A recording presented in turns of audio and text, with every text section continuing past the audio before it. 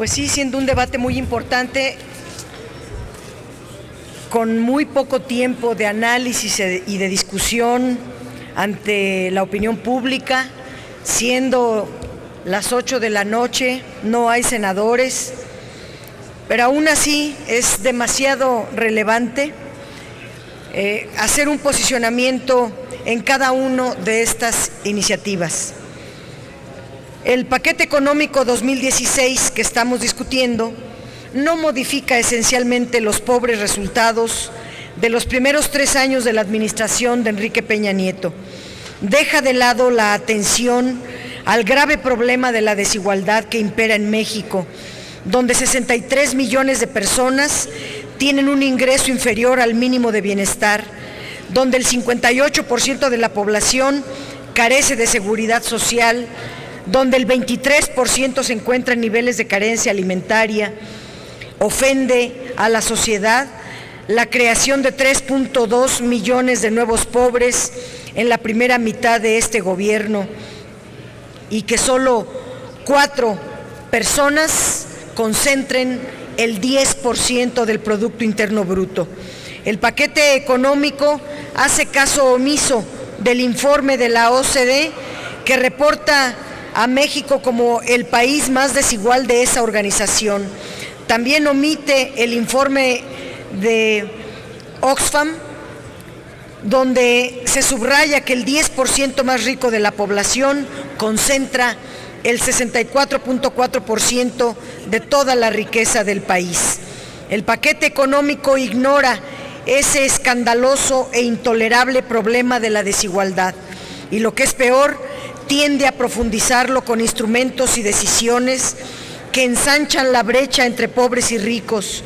Se trata de una serie de medidas que transfieren riqueza de la sociedad y de la nación a unos pocos, y voy a demostrarlo. No se ve un esfuerzo para mejorar la estructura de la recaudación y hacerla más justa y progresiva. Más bien, obedece a un mero pacto de intereses. A pesar de que la Comisión Económica para América Latina y el Caribe, el Programa de las Naciones Unidas para el Desarrollo y destacados economistas internacionales le han recomendado a México una política fiscal progresiva, y esto esté marcado en el 31 de la Constitución, el gobierno federal permanece autista. Su Ley de Ingresos 2016 está muy lejos de buscar ese objetivo. De hecho, va en sentido contrario, pues extiende los privilegios y exenciones fiscales a las personas de mayores ingresos, al tiempo que presiona y persigue a los pequeños contribuyentes, concentra el cobro de la recaudación en los asalariados y las clases medias y castiga brutalmente a las empresas del Estado. Para colmo, engañan a la población afirmando que no habrá aumentos de impuestos y que bajarán las tarifas eléctricas y el precio de la gasolina y el diésel, lo cual es absolutamente falso.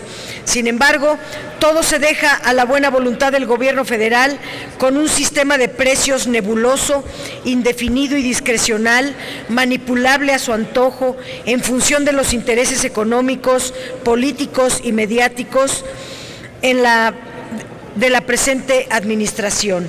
Y quisiera presentar en primer lugar los datos de las gasolinas. En este cuadro son los valores que la Secretaría de Energía está dando para el año 2015 de las gasolinas. Y está claramente establecido que tiene 3 componentes el precio de la gasolina. Uno es el precio de referencia. En el precio de referencia, dice el gobierno, no va a aumentar. Aquí la pregunta es, ¿por qué no disminuye el precio de referencia si está abaratándose el costo de la materia prima, que es el petróleo y el gas? Si disminuye el costo de la gasolina, el petróleo y del gas, debería de bajarse el precio de la gasolina. Pero no solamente no disminuye el precio, vamos a dejarlo en el mismo nivel que lo está mencionando el gobierno, pero el otro costo son los impuestos, y de los impuestos se paga el IVA, el impuesto especial sobre producción y servicios, y el impuesto sobre producción y servicios, en el caso de la gasolina magna, está creciendo de 2.50 a 4.16 para el 2016.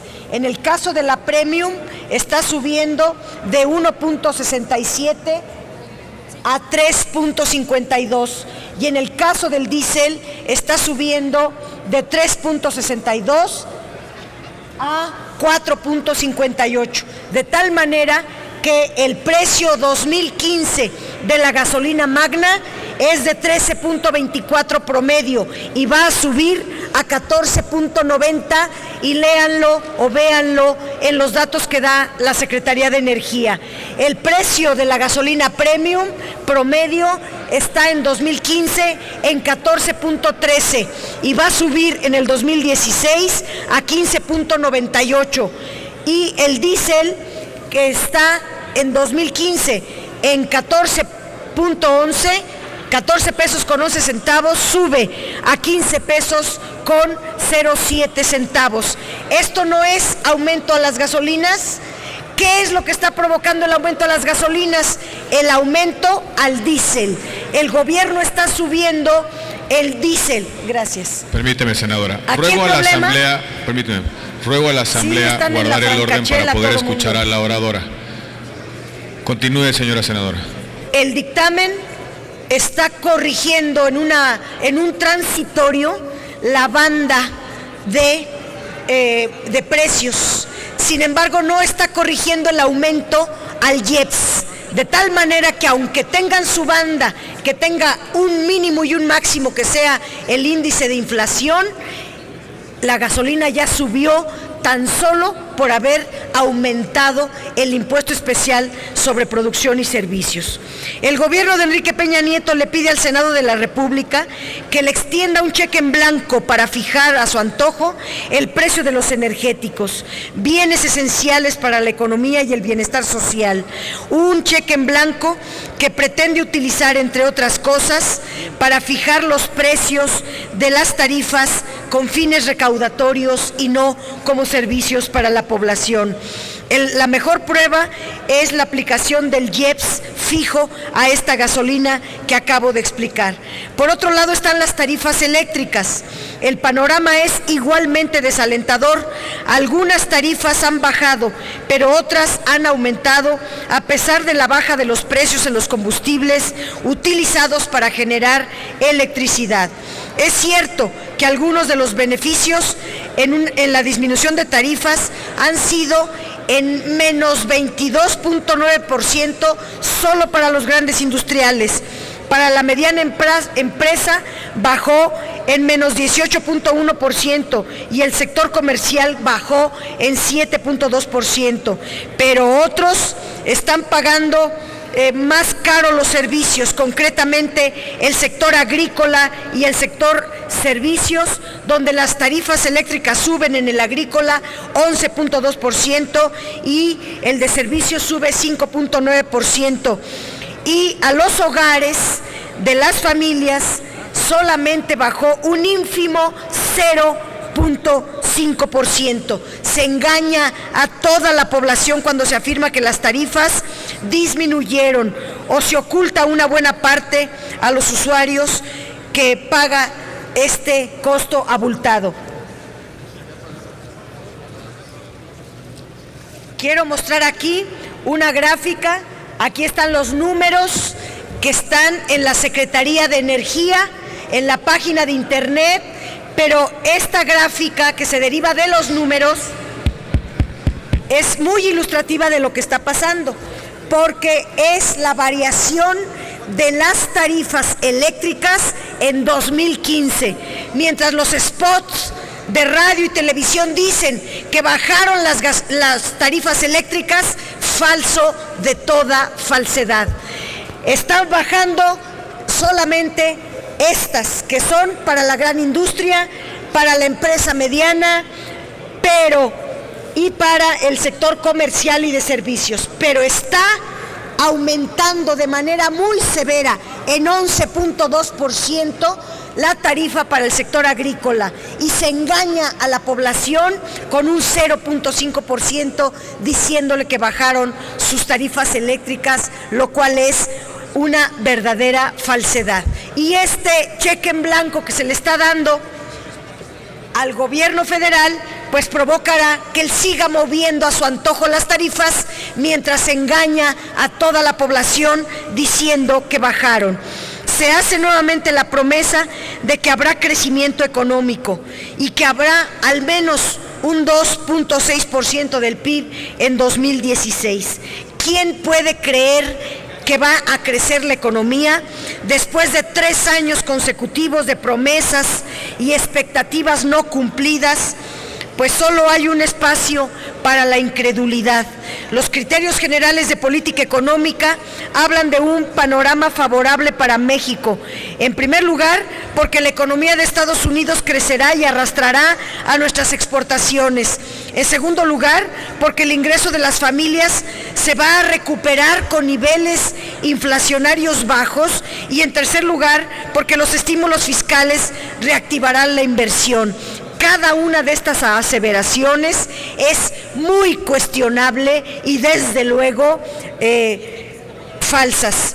De nueva cuenta se nos dice que las expectativas de años previos no se cumplieron debido a factores externos, lo cual es en cierta forma cierto, pero indigna la falta de reconocimiento a los factores internos que han contribuido a este resultado y que han sido señalados explícitamente por los organismos internacionales y por el Banco de México.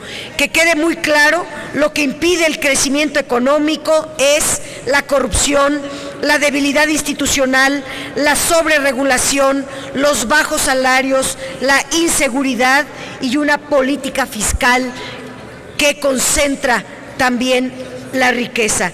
Preocupa la importante disminución de la inversión física porque es la única que tiene el efecto multiplicador para generar crecimiento económico. En el caso de la inversión física, esta se ha mantenido alrededor de 4.5% del Producto Interno Bruto, pero en estos últimos 5 años, pero para 2016 se plantea una reducción muy importante que bajará a 3% del Producto Interno Bruto. En cambio, el gasto en servicios personales se incrementa en 5.8% del Producto Interno Bruto. Si se aprueba la propuesta gubernamental, sería un duro golpe para la economía. No se realizó una evaluación del presupuesto base cero, ni se hizo una revisión de las estructuras administrativas, pero eso sí, se pretende sustituir la inversión pública por inversión privada mediante instrumentos financieros como los certificados de proyectos de inversión, las fibras E y los bonos de infraestructura educativa, tomando como garantía las aportaciones federales de por lo menos 15 años. Algunos de estos instrumentos crean deuda para el Estado, otros privatizan los activos de las empresas públicas del sector energético. Nuestra mayor aspiración es a que cada mexicana y mexicano tenga acceso a una vida digna. Necesitamos ser una sociedad más solidaria y sensible al sufrimiento de millones de mexicanos que viven en condiciones muy adversas. Tenemos que reducir la brecha de la profunda desigualdad. ¿Cuál es la tasa real de impuestos que pagan las grandes empresas? Viene en los datos económicos. En la recaudación del impuesto sobre la renta, los asalariados pagan un 10% de sus ingresos. En cambio, las empresas pagan solo 3.8% de sus utilidades. La captación real o retención de salarios es muy injusta comparado con el porcentaje que se les está cobrando a las grandes empresas. Debemos reconocer que la situación prevista para 2016 traduce una situación financiera adversa para el sector público. La debilidad estructural de las finanzas públicas se origina por un sistema tributario inequitativo. El gobierno federal se empeña en mantenerlo una y otra vez. Concluya, senadora, por favor. Termino con dos asuntos. Se nos dijo que íbamos a tener flexibilidad porque allá en comisiones no hablamos nada y todo se iba a venir al Pleno. Entonces, termino diciendo que hay varios ingresos escondidos que no están explícitos en la ley de ingresos. En primer lugar, los ingresos tributarios tendrán un crecimiento real muy bajo de 2.3%, dadas las deducciones excesivas que se están autorizando para 2016. La debilidad de los ingresos presupuestarios se ha estado compensando con el endeudamiento. Y sí, hay que señalar los datos de la deuda, porque ya la deuda llega a 8 billones.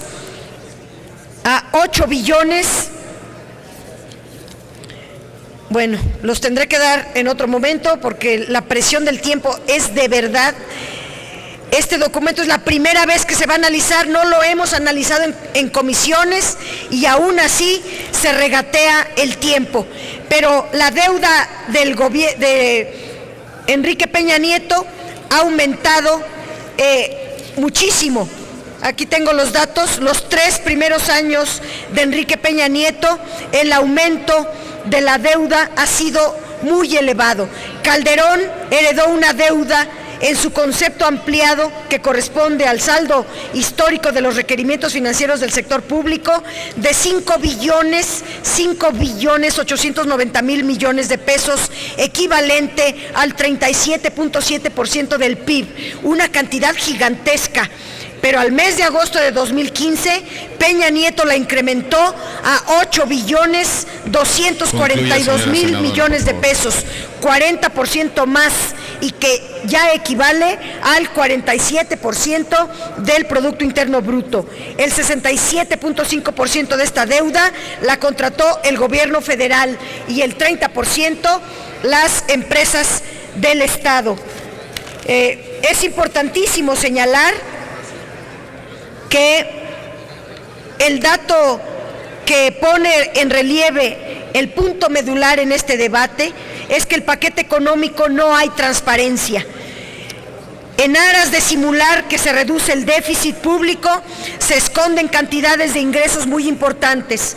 Por eso, en el impuesto especial sobre producción y servicios a gasolina y diésel, se informa en esta ley de ingresos que el total será de 184.438 millones de pesos, cuando la cifra verdadera, según los propios datos de la Secretaría de Hacienda, es de 268.329 millones de pesos, lo cual se obtiene multiplicando el número de litros vendidos anualmente por IEPS, multiplicado por IEPS. Esta lámina, que aquí traigo, pero en obvio de tiempo no voy a mostrar, implica que hay cerca de 80,000 millones de pesos que no se están enterando en la ley de ingresos. Las coberturas petroleras tampoco están incorporadas a la ley de ingresos. Para 2015 se presupuestó un barril de petróleo de $79, pero se compraron coberturas por $76.40 por barril. En el mundo real, el precio resultó ser de $50. Si se multiplica el diferencial de $26.40 por los 228 millones de barriles que tienen cobertura, pues se aplica además el tipo de cambio que pasó de 13 a $17. Hay una cantidad de recursos muy grande que no se está considerando en la ley de ingresos por coberturas petroleras. De igual manera no se incluyen los 62,000 millones de pesos que le fueron recortados a Pemex y se debería de incluir porque pareciera que ese dinero ya quedó en el olvido. Tampoco se transparentan los ingresos que se obtendrán en 2016 de los derivados de los nuevos instrumentos financieros. Tampoco se sabe qué pasará con los ingresos derivados de la venta de activos de Pemex y CFE cuando se construyan las fibras E. Es lamentable que la propuesta del gobierno de utilizar los remanentes del Banco de México para el pago de la deuda pública. Se van a utilizar estos remanentes, deberían de canalizarse a la inversión productiva, que es la que genera infraestructura, empleo y crecimiento económico. Pero están comprando dólares a 13 pesos y están vendiéndolos a 17 pesos. Es un gran negocio con cargo a las reservas internacionales que no se está dando cuenta de ello ni su monto ni su destino. El estancamiento de los ingresos y el agotamiento del endeudamiento hace necesario buscar nuevas fuentes de recursos para atender las necesidades de la población y asegurar que el gasto sea un mecanismo efectivo para la redistribución del ingreso. Ello requiere abandonar los privilegios fiscales para los que más riqueza tienen, como el sector minero, el de telecomunicaciones, el sector energético privado, el inmobiliario. Sin embargo, dichos sectores son los más favorecidos en la propuesta. Señora senadora, le pido por favor que concluya su intervención. La Ley de Ingresos 2016, ante la debilidad de las finanzas públicas, es necesario realizar 3 acciones inmediatas: detener la transferencia de la renta petrolera a los privados, fortalecer los ingresos no petroleros, haciendo que los sectores más favorecidos económicamente paguen al fisco, y 3, revisar integralmente el gasto público para que sea una efectiva palanca de desarrollo económico para el país. Es increíble que no se quieran discutir los verdaderos temas que le interesan al pueblo de México, y lo hacen porque van a votar a favor de una serie de datos que dañan directamente al pueblo de México.